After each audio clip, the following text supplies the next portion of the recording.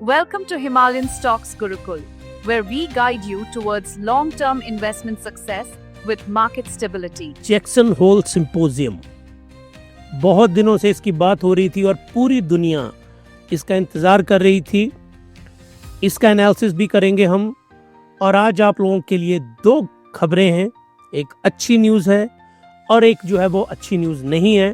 तो शुरुआत किससे करें हम? शुरुआत करते हैं अच्छी वाली खबर से।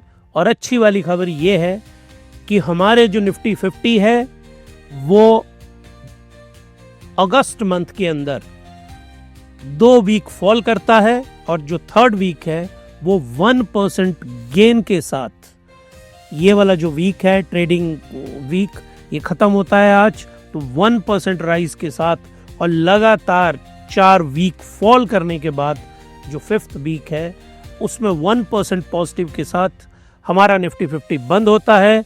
तो आप सब लोगों का हिमालयन स्टॉक गुरुकुल में बहुत बहुत स्वागत है।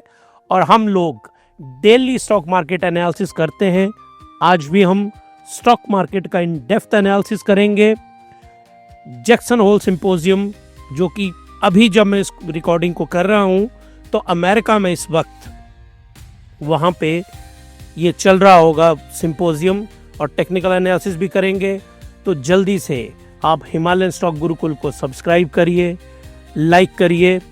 और इस वीलॉग में हम आपको एट लेंथ एक्सप्लेन करेंगे कि जैक्सन सिंपोजियम में वहाँ पे क्या होने वाला है और क्या होता है जैक्सन होल सिंपोजियम। क्योंकि मुझे बहुत सारी मेल्स आई कि बताया जाए इसके बारे में, तो उसके बारे में बताएंगे। और फिबोनाची रिट्रेसमेंट क्या बताती है हमारी निफ्टी 50 को लेके कि ये कहाँ को जाएगा, वो भी बताऊंगा। तो बने रहिए हमारे साथ। और अब हम स्टार्ट करते हैं डेली एनालिसिस। तो उसमें मार्केट आज क्या हुई है? Crash crash crash and crash. Market fall करती है। ये बियर बड़े दिनों के बाद मैं आपके सामने लेके आया हूँ। 6 डे रैली एनिहिलेटेड, बहुत ही शानदार शब्द है। एनिहिलेटेड, इसको कहते हैं समा जाना। कोई चीज़ किसी के अंदर समा जाए, दैट इज एनिहिलेटेड टोटली, एकदम completely. FII is dump 1.2 lakh crore, एक बहुत बड़ा अमाउंट डंप किया। चार्ट पे एक्सप्लेन करेंगे।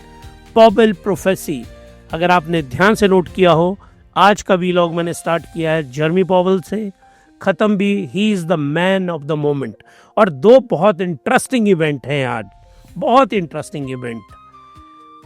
सबसे पहले जर्मी पॉवेल साहब की स्टेटमेंट होगी जैक्सन होल में, और अभी चली होगी। अभी जब मैं ये रिकॉर्डिंग कर रहा हूँ तो जैक्सन होल में इनकी स्टेटमेंट होगी। और इनकी यहाँ पे स्पीच जो होगी उसके करीब करीब 2 घंटे के बाद डोनाल्ड जे ट्रंप साहब की भी स्पीच होगी व्हाइट हाउस में। अब पूरी दुनिया में ये जो जर्मी पॉवेल साहब हैं, इनकी स्पीच को बहुत ध्यान से सुना जाता है क्योंकि ये इकोनॉमिस्ट हैं, बहुत गहरी बात करते हैं। ये ही is a jack of all trade master of none, वो कहते हैं ना। तो बिल्कुल इस पंक्ति से मैं तो सहमत नहीं हूँ। आपको मास्टर होना पड़ेगा इस AI के युग में। वो AI के लेक्चर में आपको बताएंगे हम इन डेप्थ। तो ये देखिए आप, वीकली जनवरी से लेकर अगस्त तक मैं लेके आया हूँ चार्ट। तो लगातार 4 वीक से निफ्टी 50 फॉल कर रहा था, ये देखिए। और इस वीक में निफ्टी 1% की गेन के साथ बंद हुआ। हालांकि बहुत अच्छा महीना रहा था अप्रैल और मई में, ये देखिए आप, जो बहुत अच्छे लेवल के ऊपर निफ्टी बंद हुआ था। लेकिन अभी भी निफ्टी का थर्ड वीक ग्रीन में बंद हुआ। नेक्स्ट वीक ग्रीन में बंद होने की एक ही संभावना है, उस पर आऊँगा मैं आपको। निफ्टी 50 आज के दिन ये है वो बुरी खबर जो मार्केट फॉल की आज। निफ्टी 50 लगभग 1%, और ये अच्छा फॉल। और उसमें सबसे बड़ा नेगेटिव क्या है कि ये 25,000 से नीचे फॉल किया। ये अच्छी खबर नहीं है हमारे लिए, this a very bad news. अब आप आइए, ये देखिए, ये मैं डाटा लेके आया हूं। जो डाटा अमेरिका का डाटा है, ये डिटरमिन करेगा कि जैक्सन हॉल में वहां पे क्या बोलने वाले हैं। ये बहुत इंटरेस्टिंग है। यही डाटा, और वो कार्ल मार्क्स की पंक्ति है ना कि अब man is a slave of social system या सोशल स्ट्रक्चर वर्ड इस्तेमाल किया है। तो ये जो बैंकर्स हैं और फाइनेंशियल एनालिस्ट हैं, they are slave to the data. अगर आपको डेटा समझ आता है, उसी के अकॉर्डिंगली एनालिस्ट एनालाइज करेंगे, उसी के अकॉर्डिंगली वो आपकी इन्वेस्टमेंट करेंगे। तो अगर डेटा आपको खुद समझ आ जाए तो फिर तो आपको किसी की ज़रूरत ही नहीं है। तो कोशिश मैं हमेशा आपको डेटा एनालिसिस करने का तरीका बताता हूँ। तो हमारे इन डेप्थ व्लॉग को देखेंगे आप, तभी आप इस चीज़ को समझ पाएंगे। अब देखिए आप, फिलाडेल्फिया फेड का जो डाटा है, ये देखिए मैन्युफैक्चरिंग का प्रीवियस 15.9 था, कंसेंसस 6.8 था, आया कितना -0.3। मतलब इसको बोलेंगे हम बैडेस्ट। कोई शब्द होता नहीं है पर ये वेब सीरीज वाले करते हैं तो शायद इसलिए मेरे भी मुंह पे चढ़ा हुआ है। Bad, it is extremely bad. Initial jobless claim 224 के आने की उम्मीद प्रीवियस था, कंसेंसस था 226, लेकिन लोगों ने ज़्यादा क्लेम लिए। ये जॉबलेस क्लेम का मतलब क्या है कि अमेरिका में जिन लोगों के पास काम नहीं होता, वीकली लेवल, कैपिटलिज्म का यही ड्रामा होता है कि आपको वीकली बेसिस पे तो काम मिलता है, परमानेंट नौकरी तो वहाँ बड़े कम लोगों के पास है। तो जो आपको काम मिलता है एक हफ्ते में, अगर नहीं मिलता है तो सरकार आपको भत्ता देती है, जिसको आप जॉबलेस क्लेम कहते हैं। मैं शायद हिंदुस्तान में उन पहले लोगों में से एक हूँ जो मेरा मानना है कि जिन लोगों को वीकली बेसिस पे काम नहीं मिलता उनको जॉबलेस क्लेम भारत में मिलना चाहिए।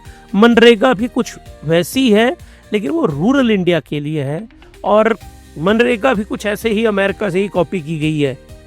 तो हर एक इंसान को जॉबलेस क्लेम मिलना चाहिए जो नौकरी कर सकता हो, और उसको नौकरी नहीं मिल रही है तो सरकार उसको कुछ तो दे।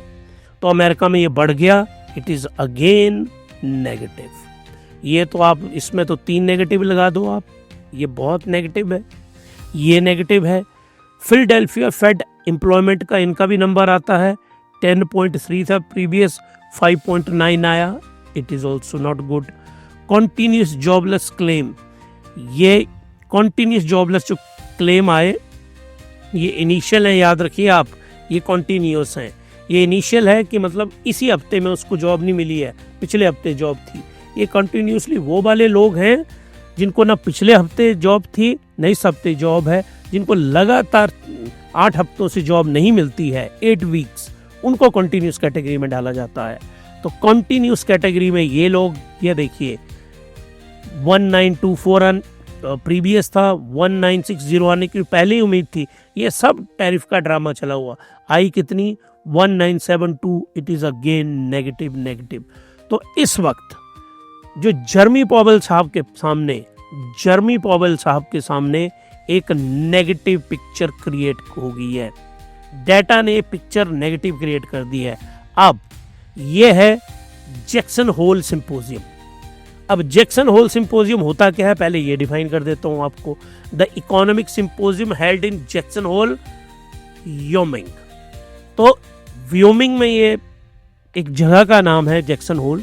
वहाँ पे कौन कौन लोग आते हैं? सेंट्रल बैंकर्स आते हैं, फाइनेंस मिनिस्टर आते हैं, अकेडमिशियंस आते हैं, फाइनेंशियल मार्केट पार्टिसिपेंट आते हैं अराउंड द वर्ल्ड। ऐसा नहीं अमेरिका के, बहुत दुनिया के एक्सपर्ट लोग वहाँ बैठते हैं।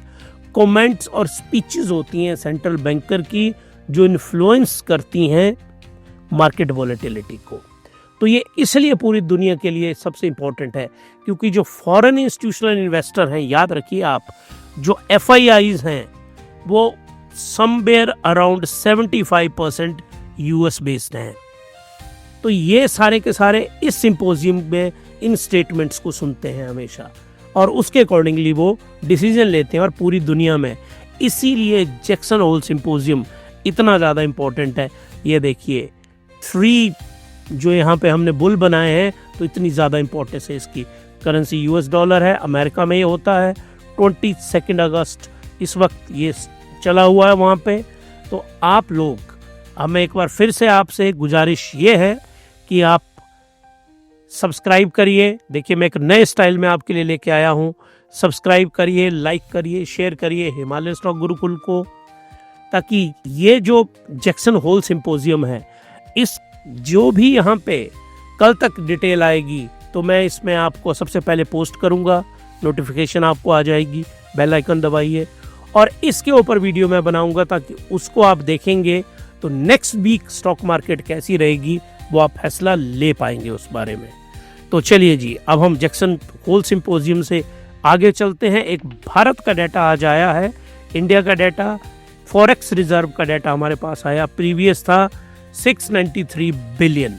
और यहाँ पे एक बात आपने न्यूज़ में सुनी होगी कि अमेरिका बोल रहा है कि भारत को ये जो डॉलर है हमसे पूछ के खर्च करने चाहिए। उनका बेसिक आइडिया है कि हम रशिया से जो ऑयल खरीद रहे हैं उसको बंद करें, तो अमेरिका के पास जो डॉलर है, क्या अमेरिका भारत से पूछ के इस्तेमाल करता है उनको? तो वो हमसे पूछ ले कि उन्होंने ये डॉलर कहाँ पे लगाने हैं, तो हम भी बता देते हैं। अगर वो हमसे पूछ के डॉलर खर्च करेंगे, हम भी उनसे पूछ लेते हैं। तो वो एक बहुत ही लो लेवल की स्टेटमेंट थी।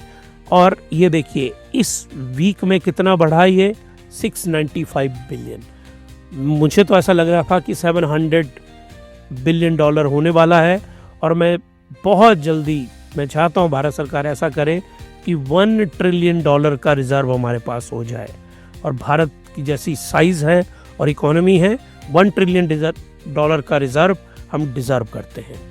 अब है ये बैंक डिपॉजिट ग्रोथ किसकी? बैंक्स की। 10.2% थी, अभी 10.1 है, अच्छी है। ये डिपॉजिट ग्रोथ बहुत जरूरी, इस रेट से लोग बैंक में डिपॉजिट करा रहे हैं पैसे।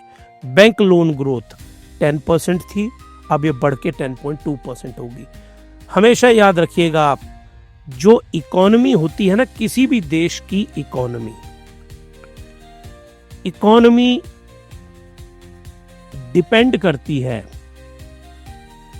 बैंक के लोन्स के ऊपर। जितने ज़्यादा बैंक लोन देगा उतनी ज़्यादा मैन्युफैक्चरिंग प्लस सर्विस एक्टिविटीज़ होंगी। जितनी ज़्यादा ये होंगी उतनी ज़्यादा जॉब्स क्रिएट होंगी, उतना ज़्यादा क्या होगी? कैपिटल फॉर्मेशन होगी। जितनी कैपिटल फॉर्मेशन होगी उतनी ज़्यादा सेविंग होगी, और जितनी ज़्यादा सेविंग होगी उतना ही ज़्यादा डिपॉजिट होगा। तो इस प्रकार से ये साइकिल चलता है डिपॉजिट और इस चीज़ का। तो ये लोन की जो ग्रोथ है, ये लोन की ग्रोथ बहुत मायने रखती है, और डिपॉजिट की ग्रोथ, इनमें इस तरह से लिंक है इकोनॉमी के अंदर। इसको इकोनॉमिक साइकिल बोला जाता है। ये साइकिल पॉजिटिव होगा तो ये हमेशा पॉजिटिव में ही चलेगा, अगर ये नेगेटिव हो जाए तो इसको ट्रैप बोला जाता है। वो किसी दिन इकोनॉमिक्स के लेक्चर में हम इसको देखेंगे।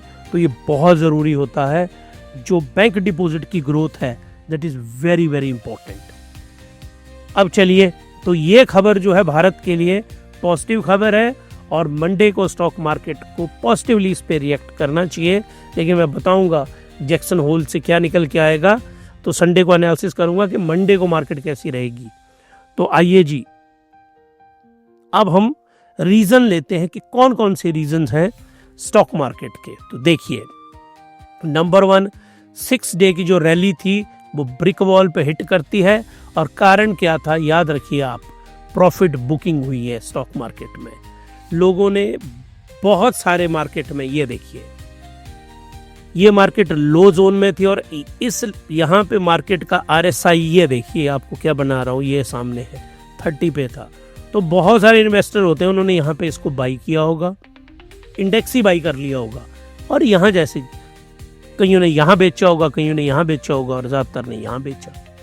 आज क्योंकि मार्केट बंद होनी थी, और हमारे यहाँ भी वीकली वाला है कि लोगों ने पैसे खर्चने होते हैं सैटरडे संडे को, तो जो ट्रेडर्स होते हैं, स्टोरी होते हैं मार्केट में, उन्होंने आज बेचा होगा कि चल के मस्ती करेंगे सैटरडे संडे को। अब ये मेरे मस्ती करने वाली बात को लाइटली मत लीजिएगा। बहुत सारे स्विंग ट्रेडर्स होते हैं मार्केट में, स्विंग ट्रेडर्स। तो स्विंग ट्रेडर्स ने आज सेल ऑन राइज पे 2 ही कॉन्सेप्ट चलते हैं, बाई ऑन डिप जो ट्रेडिंग करते हैं, और यहाँ पे चला होना सेल ऑन राइज।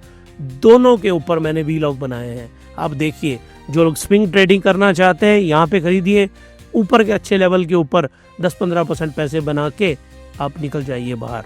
बहुत सारे लोग स्टॉक मार्केट में ऐसा करते हैं, तो एक रीज़न वो रहा। उसके बाद आइए आप मार्केट में, पॉबल पैरालाइज मार्केट, क्योंकि उनकी जो हिंट आ रहे हैं ना, वो हिंट कोई बहुत पॉजिटिव नहीं आ रहे हैं। जैक्सन होल में जो स्पीच है, ऐसा माना जा रहा है कोई बहुत अच्छी नहीं होने वाली। तो ये एनालिस्ट, डिफरेंट एनालिस्ट का वो है, तो वो है ना, when we will come across the bridge then we will think to cross over it। तो अब पुल पे जब आप पहुंचेंगे, या एक और बहुत अच्छी कहावत है, you can take a bull to the water but you cannot make him drink। तो अब बुल पहुंच गया है जी जैक्सन होल में, तो अब तो ड्रिंक करना ही पड़ेगा, मतलब कुछ ना कुछ तो बोलना ही पड़ेगा वहाँ पे। अब ये क्या बोलेंगे, लेकिन मार्केट ने एक नेगेटिव पर्सपेक्टिव बिल्ट किया है। Trump tariff time bomb is ticking, और जो सबसे बड़ी खतरनाक बात है, मैंने आपको जो पहले शुरू में बताया, भारत की स्टॉक मार्केट, यहाँ पे आपको दोबारा उसी चार्ट पे लेके आता हूँ आपको। ये देखिए, ये जो फोर्थ वाला वीक है ना जी, ये वीक, इसको ग्रीन और उसे दोनों से बनाता हूँ, ये ग्रीन में रहेगा या ये रेड में जाएगा जी। ये देखो ऐसे बनेगा। नेक्स्ट वीक मैं आपको पहले बना रहा हूँ, देखो अब ये रेड में रहेगा या ये ग्रीन में रहेगा, ये डिपेंड होगा। डेट नोट कर लो, तारीख याद रखना, 27 अगस्त। वो आता ना एक फिल्म का डायलॉग कि तारीख याद रखना। आप लोग भी अपने जो भी फ़ोन है आपके पास, आईफोन है, एंड्रॉयड का फ़ोन है, उसमें कैलेंडर पे इस डेट को तो ज़रूर मार्क करके रखिए। ये मेक और ब्रेक लेवल है। तो जो लोग भारत देश में ट्रंप साहब के जीतने के लिए हवन कर रहे थे, मैं उन सब लोगों को बोलना चाहता हूँ, वो मेरे सुने ध्यान से, कि धूप बत्ती और अगरबत्ती जलाओ इनको, ट्रंप साहब को, कि 27 तारीख को वो जो डेडलाइन है 25% टैरिफ की, उसको एक्सटेंड कर दें। लेकिन जो खबरें वहाँ से आ रही हैं वो बिल्कुल रेड के अंदर हैं। आगे मैंने एक पॉइंट बताया, जो उनके ट्रेड सलाहकार हैं नवारो, पीटर नवारो, वो तो इतना उच्च कोटि का बकवास कर रहा था। वो अपने उसकी एक बाइट थी, पहले मैं उस बाइट को यहाँ पे रिकॉर्ड करके आपको सुनाने लगा। मैं कहा चलो छोड़ो यार, भारत के अगेंस्ट बकवास कर रहा है ये, क्यों मैं इंडिया के खिलाफ इसकी सुनूं और सुनाऊं आप लोगों को। आऊँगा मैं पीटर नवारो के ऊपर, वाइट हाउस के बाहर वो बड़ा लेक्चर दे रहा था। वो पीटर नवारो को सबसे सख्त ज़रूरत है मेरे व्लॉग देखने की। उस इंसान को कोई समझ ही नहीं है इकोनॉमिक्स की। और अब मुझे समझ आया कि पूरी दुनिया का जो बेड़ा गर्क टैरिफ में किया किसी ने, तो वो पीटर नवारो है, डोनाल्ड ट्रंप नहीं है। तो ट्रेड एडवाइज़र वो है, and he is a big nonsense, जो उसके लिए शब्द है बताऊंगा मैं आपको। तो ये तो मेरे को तो सिचुएशन जनाब रेड लग रही है अगले वीक में। तो याद रखना आप लोगों ने, नेक्स्ट वीक में सैटरडे संडे को मैं व्लॉग बना रहा हूँ। Himalayan basket investing and Himalayan fractional investment model, ये दोनों को मैं एक व्लॉग, मेरे को लोगों से रिक्वेस्ट आई है, तो इसके ऊपर भी मैं व्लॉग बना रहा हूँ, ताकि आप लोग इस मॉडल का इस्तेमाल करें। आप लोग पैसों का बंदोबस्त रखें, इंतज़ाम करें पैसों का। मार्केट 27 तारीख के बाद क्रैश करेगी, ये मैंने आपको बता दिया, क्योंकि जो पीटर नवारो और डोनाल्ड जे ट्रंप, उनकी मैं स्टेटमेंट सुन रहा हूँ, लेकिन मैं 100% नहीं बोल रहा हूँ, क्योंकि वो लोग हैं एब्सोल्युटली मनी माइंडेड। आप अगर उनको मतलब आएगा तो वो अगले 50 दिन का या 90 दिन का भी दे देंगे, या 30 दिन का। तो उन लोगों के लिए मैं 99 या 100% मैं तो नहीं आपको बोलूँगा, लेकिन 75% चांसेस हैं as per Himalayan Stock Gurukul कि टैरिफ लगेगा ही लगेगा, जो मैं एनालाइज कर पा रहा हूँ। लेकिन फिर भी वहाँ कोई और स्थिति हो सकती है, तो देखते हैं कि भारत की डिप्लोमेसी कैसी रहती है। आऊँगा एक बार फिर से दोबारा पीटर नवारो के ऊपर मुड़ के। तो ये जो टैरिफ की है, ये भारत के लिए 5 दिनों के अंदर आने वाली है। तो 27 तारीख को हम देखेंगे कि क्या होता है मार्केट में। ये हमारी मार्केट, ये देखिए, लगातार ऊपर को राइज कर रही थी, फिर इसको यहाँ जैसे पे प्रॉफिट बुकिंग हुई, और ये देखिए ये डिप आया RSI का, एक बार फिर ये यहाँ को टर्न हो रहा है। अल्टीमेटली डेट आपको याद रखनी है 27 अगस्त। ये मैंने जैक्सन होल आपको डिटेल में एक्सप्लेन कर दिया। ये जो जनाब हैं, इनकी जैक्सन होल की स्टेटमेंट है, और ये 27 तारीख को बोलने वाले हैं। तो ये 22 अगस्त को इनका भी मैं डिटेल एनालिसिस आपको 23 और या 24th, ये आपको डिटेल आएगी इसकी। और इन जनाब की 27th को ये क्या बोलते हैं और 28th को आपको वीलॉग आएगा डिटेल में इसके ऊपर कि ये क्या होने वाला है। ये देखिए भारत के ऊपर टैरिफ का जो ड्रामा है वो 25% का जो खतरा है वो हमारे ऊपर मंडरा रहा है आज की डेट में। तो आप यहाँ पे याद रखिए जैक्सन होल ये भारत के लिए इम्पोर्टेंट है क्योंकि जर्मी पॉवेल साहब यहाँ पे वो देंगे, लेकिन हमारे लिए सबसे इम्पोर्टेंट है 27 अगस्त, जिस दिन हमारे ऊपर 25% टैरिफ, ये जो प्लस टैरिफ है 25 तो लग ही चुका है हमारे ऊपर, इसमें प्लस 25 लग गया, फिर हमारा ट्रेडर, हमारा जो मैन्युफैक्चरर है और एक्सपोर्टर है वो किसी से नहीं कम्पीट कर सकता अमेरिका में। फिर आप रख लो कि भारत का एक्सपोर्ट बंद ही हो जाएगा मैन्युफैक्चरिंग में। तो देखते हैं उस दिन क्या होता है। विक्स जो है वोलेटिलिटी इंडेक्स वो स्पाइक किया है लेकिन कंफर्टेबल जोन में है, कंफर्टेबल जोन में है। ये भी 27 का ही इंतजार कर रहा है। फॉरेन इंस्टीट्यूशनल इन्वेस्टर लगभग 1,20,000 करोड़ रुपया भारत से उन्होंने निकाल लिया है। क्या वो वापस लाएंगे? मंथली डाटा आपको दिखाऊंगा। बैंकिंग ब्लूज, फाइनेंशियल हैवीवेट, ये दोनों मार्केट प्लंज किया फाइनेंशियल सेक्टर ने। और क्योंकि जब भी सेंट्रल बैंक की मीटिंग होती है, जैक्सन होल सिंपोजियम हो रहा है, तो सबसे ज़्यादा जो फ़र्क पड़ता है वो बैंकिंग स्टॉक के ऊपर पड़ता है, वो भी आपको बताता हूँ। ये देखिए इंडिया विक्स ये स्पाइक किया लेकिन इट इज़ लेस देन 15 और 15 से नीचे है, तो ये अच्छे जोन के अंदर है। और मैंने आपको ये कॉन्सेप्ट पहले भी समझाया है, मैं एक बार फिर से आपको समझा देता हूँ। ये जो इंडिया विक्स होता है इसको बोला जाता है वोलेटिलिटी इंडेक्स। वोलेटिलिटी इंडेक्स होता है ये। शिकागो बोर्ड ने इसको बनाया था सबसे पहले, वीडियो भी बनाया मैंने इसके ऊपर। और इसको इस तरह से रीड किया जाता है कि VIX must be greater than 10 and less than 15। ये जो इसकी रेंज होती है, ये रेंज होती है परफेक्ट बुलिश, एकदम बुलिश मार्केट। तो भारत का इस वक्त कितना है? 11। तो ये कहाँ है? हम परफेक्ट बुलिश जोन के अंदर हैं हम। लेकिन ये एक दिन में 5 से 10 पॉइंट भी गिर जाता, पॉइंट नॉट परसेंटेज। और अगर विक्स, ये जो वोलेटिलिटी इंडेक्स है, VIX it is greater than 15 less than 20, तो ये इसको बोला जाता है कंसोलिडेशन जोन, कि मार्केट ना ऊपर जा रही है ना नीचे जा रही है लेकिन वोलेटिलिटी में है। और अगर volatility index it is greater then 20 and it is greater then 20 and less then 30, इसको बोला जाता है फियर जोन। और इसमें बियर जो है वो ग्रिप अपनी ग्रिप जो है वो टाइट कर देते हैं। और अगर जो विक्स है इट इज ग्रेटर देन 30 हो जाता है तो इसको बोला जाता है full bearish market, absolutely full confirmed bearish market. ये बियरिश होती है, हर कोई बेच रहा होता है उस वक्त। इस तरह से जो वोलेटिलिटी का जो इंडेक्स है वो कैलकुलेट होता है। और ये देखिए आप, ये जो विक्स है ये स्पाइक किया लेकिन बहुत ज़्यादा स्पाइक नहीं किया है, 11.70 पे है। तो अभी निफ्टी 50 कहाँ पे है या भारतीय स्टॉक मार्केट कहाँ है? बुलिश। ये देखिए हिमालय स्टॉक गुरुकुल में FIIs और DIIs का डाटा लेके आया हूँ।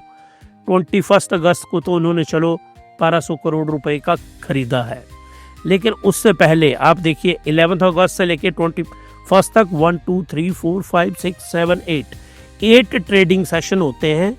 8 ट्रेडिंग सेशन में 6 ट्रेडिंग सेशन नेगेटिव रहते हैं, मतलब बेचते हैं वो।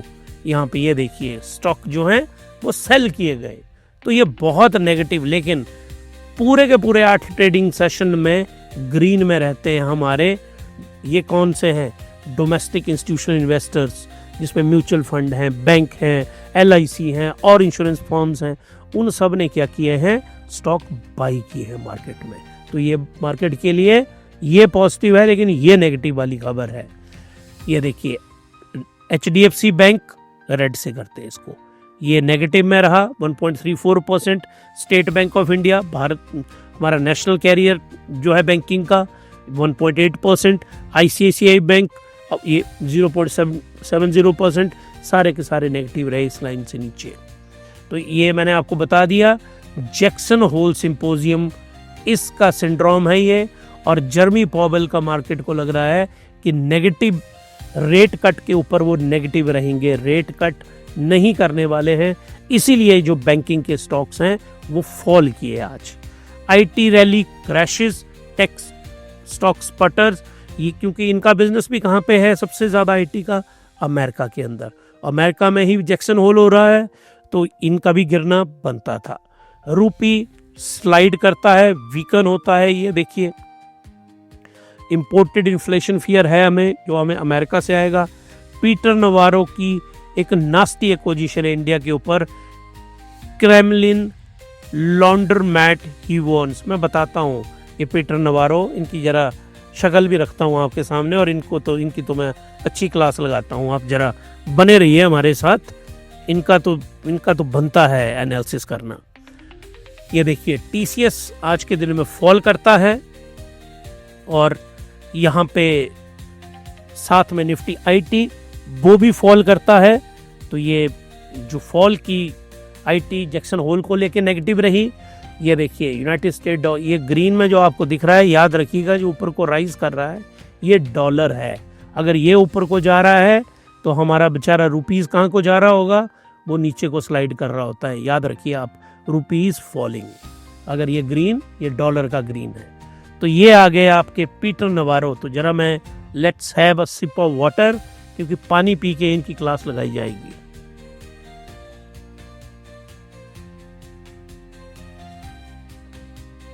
तो चलिए जी, अब ये पीटर नवारो क्या बोल रहे हैं। Peter Navarro speaks to the reporters. तो इनका क्या आरोप है, ये नवारो साहब ये बोल रहे हैं, रेड से करते हैं इनको, जरा इनकी लाल रंग से क्लास लगाते हैं। व्हाट ही इज सेइंग, इन्होंने बोला कि भारत क्या कर रहा है, इंडिया एक्सपोर्ट करता है USA को, और वहां एक्सपोर्ट से कमाता है 40 बिलियन डॉलर्स इंडिया ने अर्न कर लिए। और फिर इंडिया क्या करता है कि इन 40 बिलियन डॉलर्स से ये क्या बोल रहा है, इसकी जो एक्विजिशन है, कि यहाँ एक्विजिशन समझाता हूँ मैं आपको इस पीटर नवारो की, कि इंडिया ने US को एक्सपोर्ट किया और प्लस सरप्लस में है हम 40 बिलियन डॉलर्स। ये भारत को प्रॉफिट है 40 बिलियन डॉलर। अब ये बोल रहा है कि इंडिया और रशिया का जो ऑयल परचेज थी, क्रूड ऑयल की जो परचेज थी, रशिया यूक्रेन वॉर से पहले जीरो थी। इंडिया रशिया से कोई ऑयल नहीं खरीदता था। ये झूठ बोल रहे हैं, ये बिल्कुल झूठ है। ये अभी तक मैं इस डाटा को कोलेट कर रहा हूँ, इकट्ठा कर रहा हूँ, और जब से रशिया यूक्रेन की वॉर लगी है तब से इंडिया ने 35 to 40% इंडिया का जो क्रूड ऑयल इंपोर्ट है, वो हम रशिया से कर रहे हैं। तो ये इल्ज़ाम क्या लगा रहे हैं हमारे ऊपर, ये इल्ज़ाम ये लगा रहे हैं कि जो भारत है वो 35 to 40% अपने यूज़ का इंपोर्ट कर रहे हैं। कहाँ से? रशिया से। और इंडिया की जो कंपनीज हैं वो इसको रिफाइन कर रही हैं, क्योंकि भारत की रिफाइनरीज वर्ल्ड की बड़ी और सबसे बेस्ट रिफाइनरीज हैं। याद रखिएगा आपको, हम रिफाइन कर रहे हैं और रिफाइन करने के बाद इसको एक्सपोर्ट कर रहे हैं Europe and rest of world को, और इसके बीच में बहुत सारा प्रॉफिट कमा रहे हैं। और जो हम इंपोर्ट कर रहे हैं वो डिस्काउंट में हम इंपोर्ट कर रहे हैं। ये हम पे इल्जाम लगाया है पीटर नवारो ने। अब इस मूर्ख प्राणी को कोई समझाए कि अमेरिका की एप्पल की कंपनी है, एप्पल कंपनी है ना, एप्पल के आईफोन होंगे आपके पास। जो आपके पास आईफोन है वो आईफोन बनता है उस आईफोन की जो मैन्युफैक्चरिंग कॉस्ट है सब कुछ बना के, मार्केटिंग भी जोड़ के, it is somewhere around 8,000 to 10,000 rupees, ये उसकी कॉस्ट है। और हमने और आपने आईफोन खरीदने के लिए कितना पे किया है? 1.5 लाख रुपीज। तो इसमें जो पैसा कमाया है, कम से कम इसमें 1 लाख रुपए का प्रॉफिट कमाया है एप्पल ने। और वो प्रॉफिट कहां गया है? यूएसए के अंदर गया है। तो अगर हमने तेल बेच के प्रॉफिट कमाया, अगर हमने बेचा और बेच के तेल प्रॉफिट कमाया, तो तुम्हारा क्या जा रहा है भाई? तो इसका मतलब कि हम एप्पल पे आरोप लगा देते हैं, अमेरिकन कंपनीज पे आरोप लगा देते हैं, जो दुनिया का सबसे घटिया फाइटर एयरक्राफ्ट बनाती है, जो F-16 के प्लेन है, वो घटिया प्लेन हमको बेचना चाह रहे हैं। वो प्लेन तो उनके बहुत सस्ते बनते हैं, हमको वो मिलियन ऑफ डॉलर में क्यों बेच रहे हैं? आप क्यों प्रॉफिट कमा रहे हैं? भारत ने प्रॉफिट कमाया तो उसकी इनको तकलीफ हो रही है। मतलब what a idiot logic they are giving. इनको जो असली प्रॉब्लम है, याद रखिएगा आप, इनको प्रॉब्लम है कि भारत सरकार ये बोलती, मतलब भारत सरकार का इतना शानदार डिसीजन मैंने आज तक नहीं, मुझे नहीं था कि ये वाली सरकार इतना बड़ा स्टैंड ले लेगी अमेरिका के खिलाफ। इनका था कि ऑपरेशन सिंदूर जो था, इस ऑपरेशन सिंदूर में मोदी जी ये बोलते कि हाँ जी, जो सीज फायर है, ये सीज फायर ट्रंप ने करवाया और ट्रंप को मिलना चाहिए नोबेल पीस प्राइज। किसने प्रपोज किया अब तक Nobel peace prize? Number 1 propose किया है पाकिस्तान ने। पाकिस्तान से घटिया दुनिया में देश ही कोई नहीं है। जो जिनके यहाँ पे कौन रहते हैं? आतंकवादी रहते हैं जिनके यहाँ, वो आतंकवादियों वाला देश है ये। और किसने किया? इजराइल ने किया। इजराइल कौन है? जो हजारों लाखों लोगों का मर्डर है वहाँ गाजा सिटी के अंदर, बच्चों को वहाँ पे मार रहे हैं। ये रोग नेशन दोनों, ये इनको प्रपोज कर रहे हैं। भारत दुनिया की सबसे पुरानी सिविलाइजेशन है और हमने बिल्कुल सही किया। पीस प्राइज अगर वो रोकते, और जिस वॉर तो कोई नहीं रुकी, इजराइल वाली भी नहीं रुकी, और भारत वाली जो हमने सबक सिखाना था हमने सिखाया, और हमने वॉर टेम्पररी बंद कर ली, जो कि कंटिन्यू है ऑपरेशन सिंदूर। तो ये बंदा अगर हम बोल देते कि आपको नोबेल पीस प्राइज दिया जाएगा, तो तब हम एक महान देश नहीं होते। तो हम महान देश हैं इस तरह के जिनको इकोनॉमिक्स की समझ नहीं है, वो लोग भारत पे इल्ज़ाम लगा रहे हैं, और वो इल्ज़ाम है प्योर बकवास, क्योंकि इनके पास कोई डेटाबेस नहीं है। ये जाके बाहर बोल दिया, इनसे कोई इकोनॉमिक डाटा मांगे, अगर आप इतने सच्चे हैं तो डाटा लेके आओ, बताओ डाटा। और अगर हमने बेचा भी है तो हमारी रिफाइनरी हमने बेचने के लिए रखी है, तो हम वहाँ लंगर तो लगाएंगे नहीं कि फ्री में दुनिया को बांटते फिरे। ना, इज अ प्योर नॉनसेंस।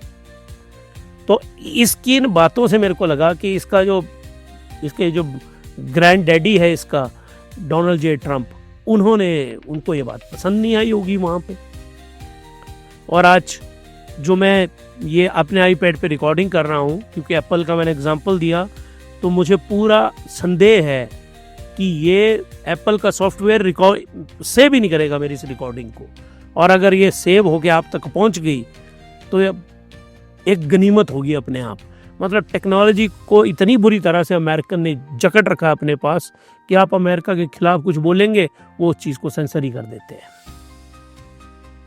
चलिए जी, अब इतने अग्रेशन से, क्योंकि उसने भारत पे इल्ज़ाम लगाए तो मेरा अग्रेसिव होना बनता था।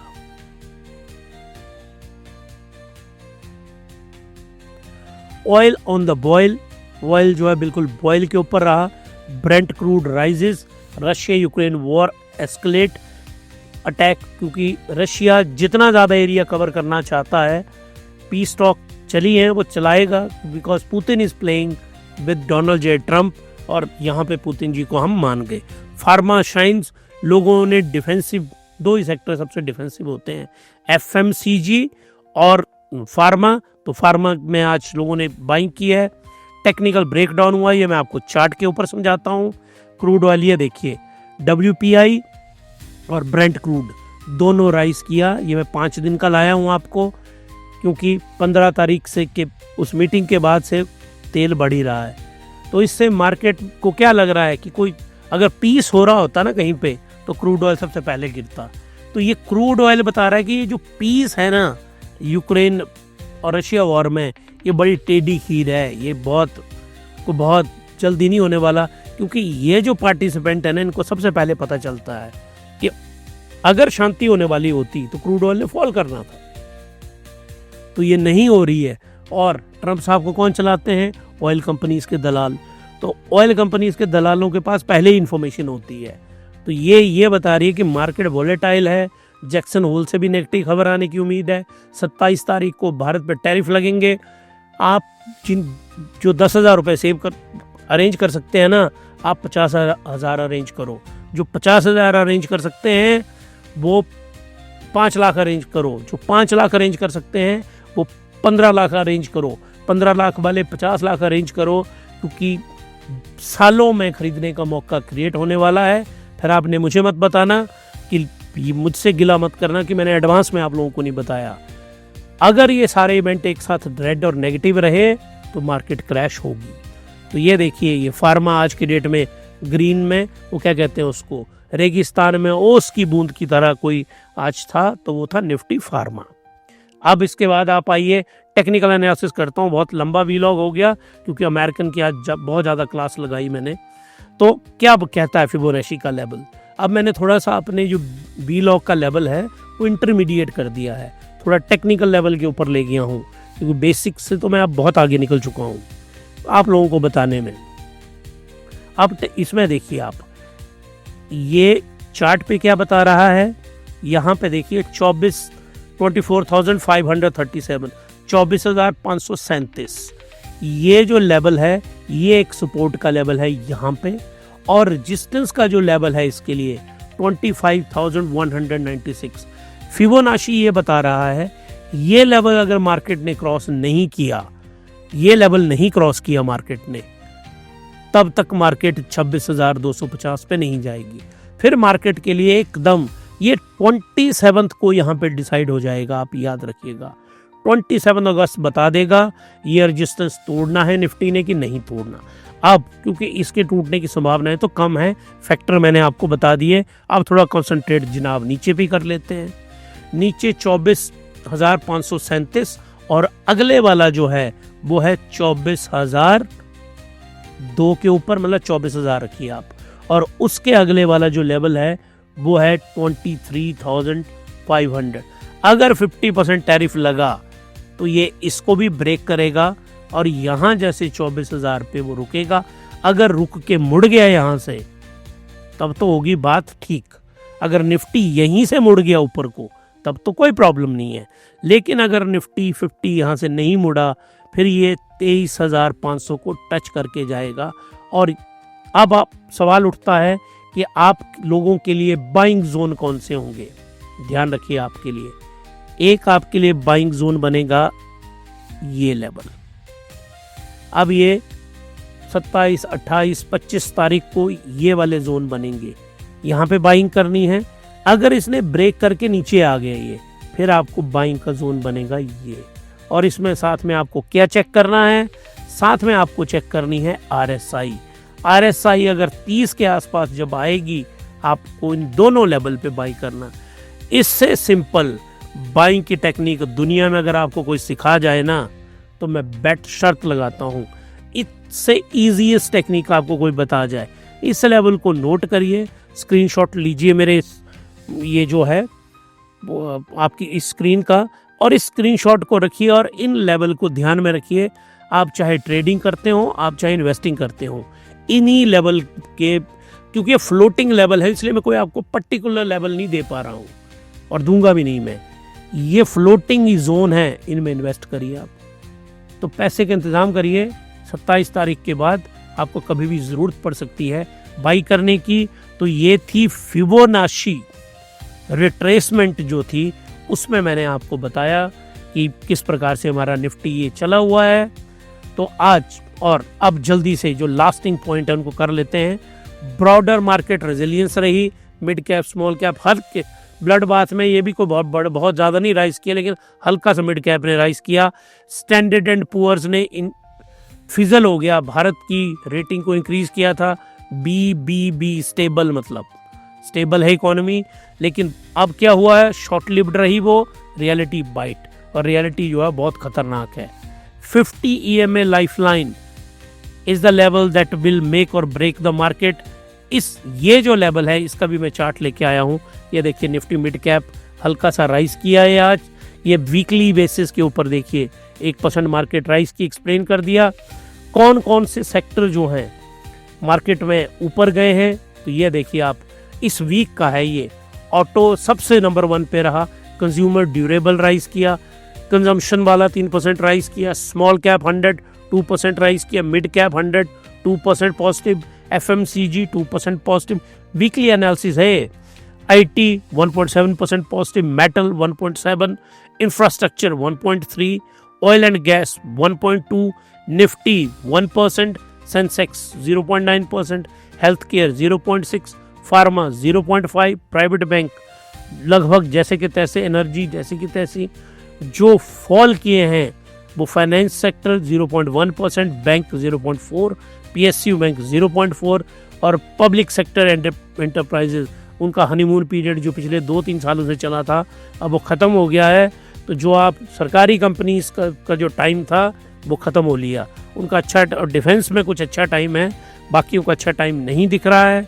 तो ये वीकली एनालिसिस है, ये वीकली किस प्रकार से इंडेक्स किस प्रकार से रहे, ज़्यादातर ग्रोथ के साथ रहे, इसलिए मार्केट ग्रोथ के साथ आज बंद हुई। तो हमारी जो स्टॉक मार्केट में मैंने रीज़न आपको बता दिए, जैक्सन होल सबसे इम्पोर्टेंट ये सिंपोजियम है, उसके बाद डोनाल्ड जे ट्रंप साहब की स्टेटमेंट है व्हाइट हाउस में, उसके बाद पीटर नवारो की बहुत नेगेटिव स्टेटमेंट आई है भारत को लेके, बहुत नेगेटिव, टैरिफ्स को लेके बहुत ज़्यादा ये नेगेटिव स्टेटमेंट है। और क्रूड ऑयल जो है वो राइज किया बहुत बुरी तरह से, मतलब पीस जो है वो दूर है, और जॉब का जो डाटा है USA का वो नेगेटिव आया। तो नेक्स्ट वीक मार्केट या तो 24,000 पे आएगी या मार्केट 26,000 की तरफ आएगी। अब जो नेक्स्ट वीक का लेवल आपने याद रखना है 23,600, एक लेवल यहाँ मार्केट आ सकती है, और ग्रीन वाला जो लेवल है वो 26,000 की तरफ मार्केट जा सकती है। 75% chances according to Himalayan Stock Gurukul market नीचे आएगी 24,000 की तरफ, क्योंकि ये जो +25% का टैरिफ है भारत पे, ये 27 तारीख को लगने वाला है। तो ये सबसे इंपॉर्टेंट वीक होगा ये। तो आप लोग जल्दी से हिमालयन स्टॉक गुरुकुल को सब्सक्राइब करिए, लाइक करिए, शेयर करिए, और आप जब हमारा फ्री सब्सक्रिप्शन है ये, अभी वो पेड वाला मैंने स्टार्ट नहीं किया है, बहुत जल्दी 15-20 दिन के अंदर मैं अपना पेड कोर्स भी शुरू करने वाला हूँ, लेकिन ये फ्री वाला है। आप इसको सब्सक्राइब करिए, शेयर करिए इस नॉलेज को, और बेल आइकन ज़रूर दबाइए ताकि आपको जल्दी से नोटिफिकेशन मिलती रहे। अब हम आपसे मिलेंगे नेक्स्ट व्लॉग में और एनालाइज करेंगे कि नेक्स्ट वीक भारत का जो स्टॉक मार्केट है वो कहाँ पे जाएगी। आप लोग हमारे साथ बने रहे, उसके लिए बहुत बहुत धन्यवाद। Happy investing and good night.